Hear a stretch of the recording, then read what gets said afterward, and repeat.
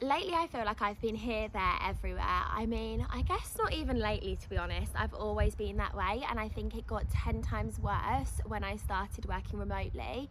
But giving myself this challenge where I'm posting on YouTube every day for 30 days, it's definitely made me take a step back and actually evaluate where I'm spending my time and almost put more boundaries in place, because each and every day I wake up with the same frog, which is to post a YouTube video. And for anyone that doesn't know, a frog is essentially the hardest task of your day, and once you get that out the way, you can start thinking clearer. And my friend actually told me about it, and it's been pretty much a part of my daily routine every day, and I always ask people what their frogs are to help them overcome their biggest task of the day and actually have a bit of clarity. I wish I could stick to it more, but sometimes I do let my frog just grate on me all day, and I find that it really makes me take a step back. But the reason that I'm saying this is because since committing to posting every day for 30 days, then my frog has pretty much been to post that video. And today is a Saturday, and that means that it's no different from any other day of the week. And I think that since working remotely, I've definitely found it a struggle to balance my time, because there is almost like a pressure or a guilt if you say no to plans when you do have the freedom to allocate where you spend your time, especially being self-employed and you're obviously working for yourself. If anything, there's probably more pressure because you're in control of your income. You really do need to put the work in and be organized. But by saying, oh yeah, I'll come for this coffee, oh yeah, I'll do this, oh I'll come to you because I'm working remotely, it does put on a lot of stress. And I think since coming back from Bali, I've noticed that even though everyone else is in a 9 to 5, or they might be in a better routine than me, it shouldn't mean that I actually put my own goals at risk because I'm going here, there and everywhere.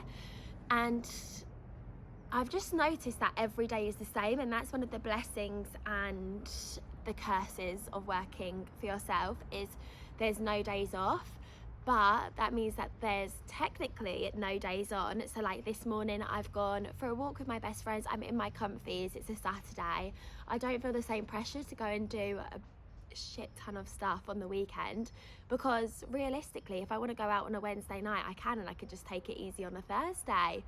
So it is just about, when you're working for yourself, actually setting those boundaries and taking the time to really enjoy it. And if anyone that doesn't know me, I left my 9 to 5 2.5 years ago to start offering appointment settings to clients. And since then, I think a massive boundary for me was really feeling confident in what I was doing. So since I've made my own academy, and it's really about giving girls the confidence that I wish I had and all of that support and everything, and I love what I do now. So having no days off, actually I love it, so why would I want a day off?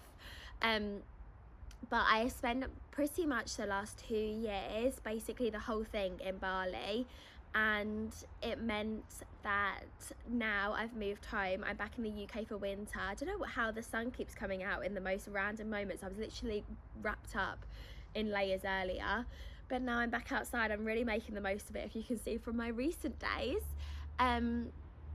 And since coming back, I'm just really trying to find the sun in the everyday moments, because it's not going to be sunny every day. So that means spending time with family, spending time with friends, going for a nice coffee, going out during the midweek, like going to a gig with my sister. She's a comedian, and yeah, but I do just think working remotely, the always on mindset doesn't just exist in business, it actually exists in your social life, because there is a certain amount of guilt that comes with having control over your whole day in the life, essentially. But I am learning to say no more often, and I think just sitting here on a Saturday and thinking, oh my god, I don't have any plans for later, is such a blessing, because I used to be one of those people where if I was coming up to the weekend and I had no plans, I'd be messaging everyone like, what's everyone doing this weekend?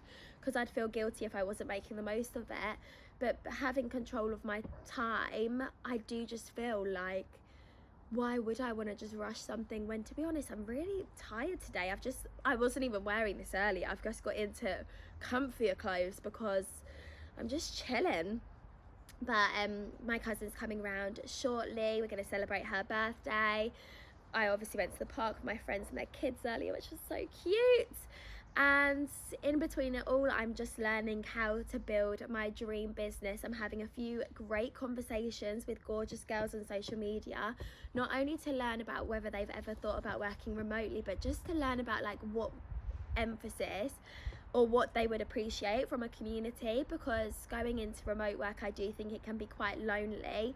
But then having spoken to all of the girls that have joined my team, it's because they're either not enjoying the office that they're working in, or they're feeling behind their friends, they want to increase their income.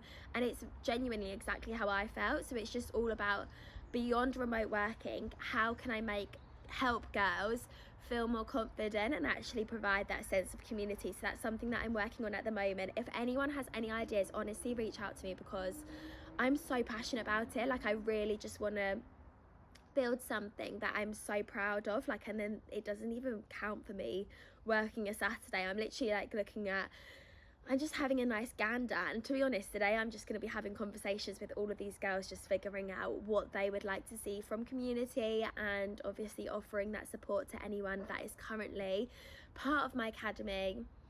I just love it. So yeah, any questions, drop them here. But this is actually day 26 of posting on YouTube consistently, so I think I have